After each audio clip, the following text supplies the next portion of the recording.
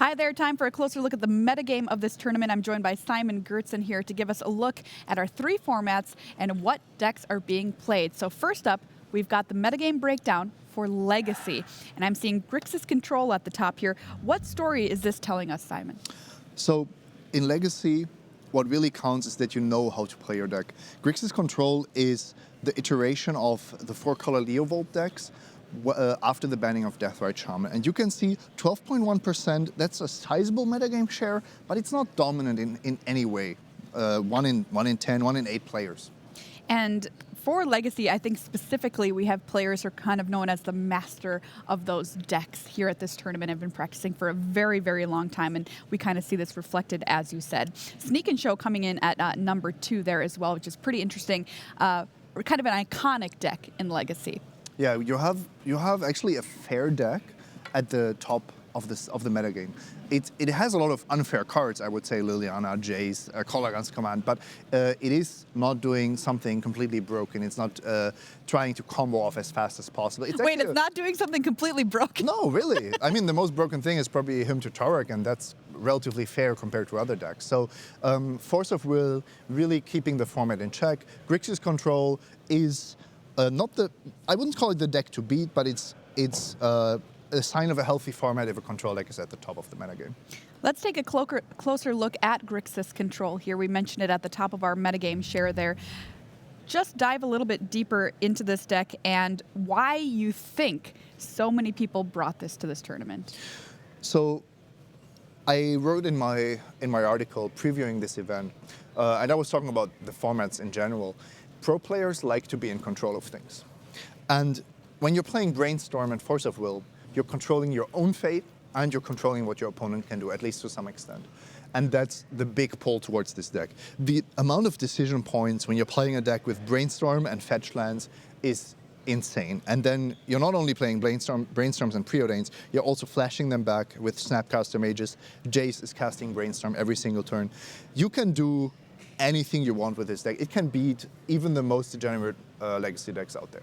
And Force of Will, we see 4 of in this deck, of course, next to Brainstorm, some kind of iconic Legacy cards. Force of Will, a lot of people just kind of speak of this card as a necessary evil in the Legacy format. I think it's making the format more healthy. Absolutely. It's really creating this dynamic of combo decks, control decks, and aggro decks. And all of them are viable. Of course, aggro in Legacy means a little bit more taxing effects, maybe a Chalice of the Void, but we get a really nice triangle, really nice rock, paper, scissors metagame almost.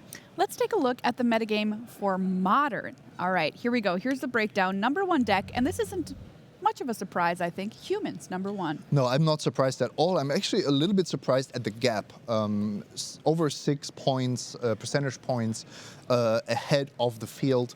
But Humans is, I think, the aggro deck of Modern right now. Why play Affinity where all your cards die to a single spell when you can play Humans, which doesn't only have a quick clock, but also these disruptive elements. What about a deck like Blue-White Control? We haven't heard a lot of this over the past couple of months. I'm surprised. I think it's once again a sign that pro players like to be in control of things. I think it's a little bit too high of a number given the raw power of the deck. I think the decks like Mono Green Tron, Ironworks Combo, Hollow One are all better. And of course Vengevine, the new kid on the block, also a new Modern contender.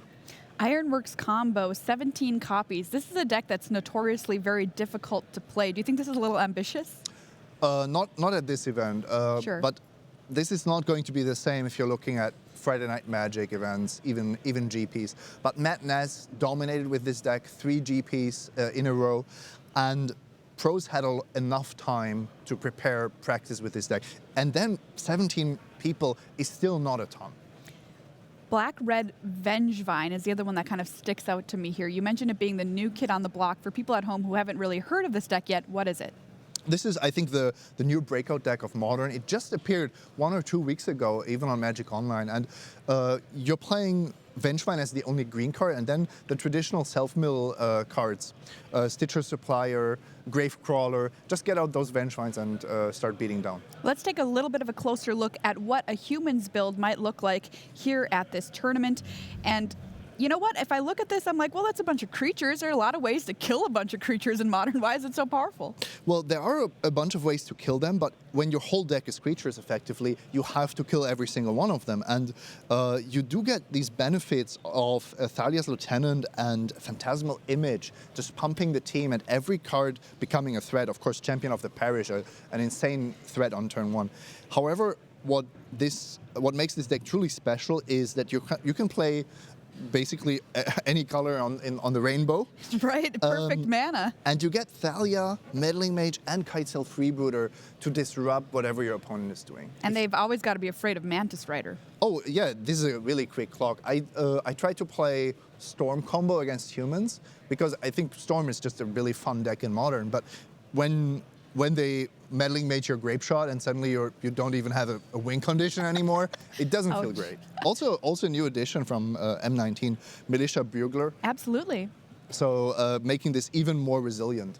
Let's take a look at what Standard looks like. We've mentioned Legacy and Modern. Here's the metagame breakdown for Standard. And not surprisingly, quite overwhelmingly actually, Red Black Aggro tops the list.